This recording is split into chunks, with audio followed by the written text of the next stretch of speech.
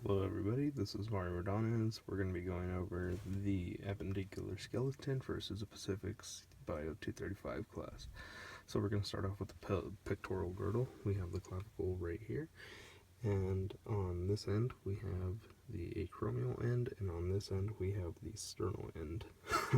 Okay, so we're going to move on to the scapula.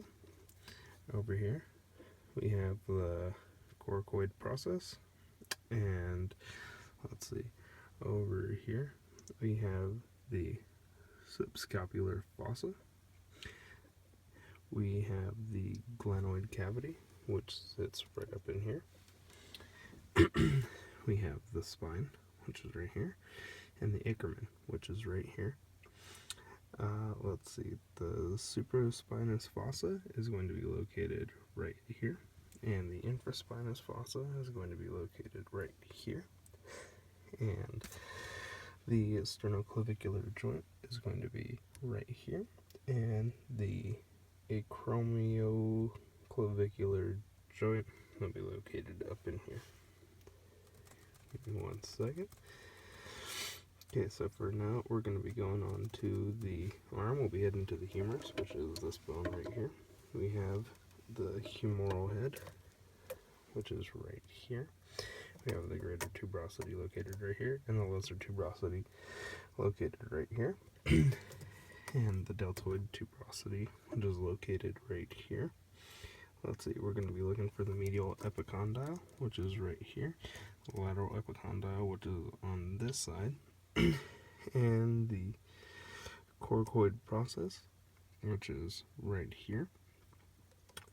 Coracoid fossa. And the olecranon sits there. The capitulum, which is right here, and that articulates with the head of the radius. And the trochanter notch is going to be located up over here, and that's or the trochlea, my apologies. That's gonna articulate with the trochanter notch, and the olecranon fossa, which is located right here, and that also articulates with the olecranon. So now we're gonna go on to the forearm, which is right here. We'll start with the ulna, which is this bone right here, and the olecranon, which is this piece right here, and the coracoid process, which is right here, and the styloid process, which is down here. We're going to go on to the radius now. So this is the radial bone. You have the head right here, the radial tuberosity right here, and the styloid process right here. Okay, now we're going to be moving on to the carpals. Give me 1 second. Okay, so the carpals, the bones basically up on the top row. We're going to have the scaphoid, the lunate, the triquetral, and the pisiform. And the distal row, we're going to have the trapezium, trapezoid, capitate, humate, and those bones, the bones that make up the wrist are the lunate and the triquetrum. And here are your metacarpals, which are the little joints, and the phalanges down here. So now we'll be moving on to the pelvic girdle. So for the acetabulum, that's actually going to be located up in here.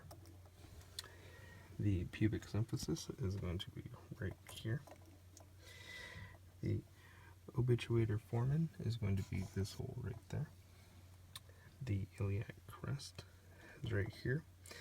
The anterior superior iliac spine is going to be right here. The greater sciatic notch is going to be right here. This little notch right here. And the iliac fossa is going to be this area right here. The greater sciatic notch is going to be right there. The ischial tuberosity is going to be located right here. Now we're going to move on to the femur. We have the femoral head, which is right here.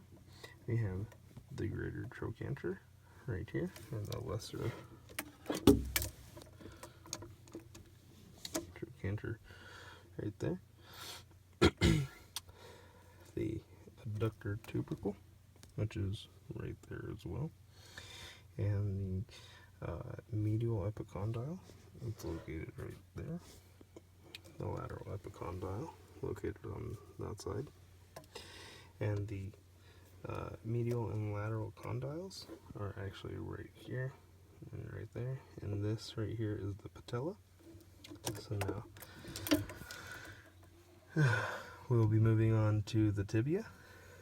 The tibia is right here. So here you can see we have the medial condyle right here, the lateral condyle right here. We have the tibial tuberosity right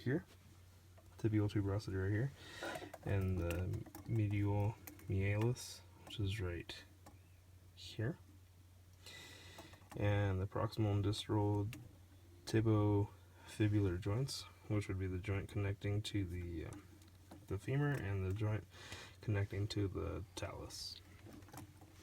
So now we're going to move to the fibula. The fibula is the outside bone. We have the head right here and the lateral malleus, which is right here. So now we'll be moving on to the foot. The talus is right here, and that bone articulates with the lateral malleus. The calcaneus is the heel. The cuboid is this bone right here, and the navicular bone is this one right here. And then for the lateral, intermediate, and medial cuneiform bones, they're the middle bones right here. The metatarses are right here. The phalanges are basically the top part of the bones, and then the hallux is the big toe.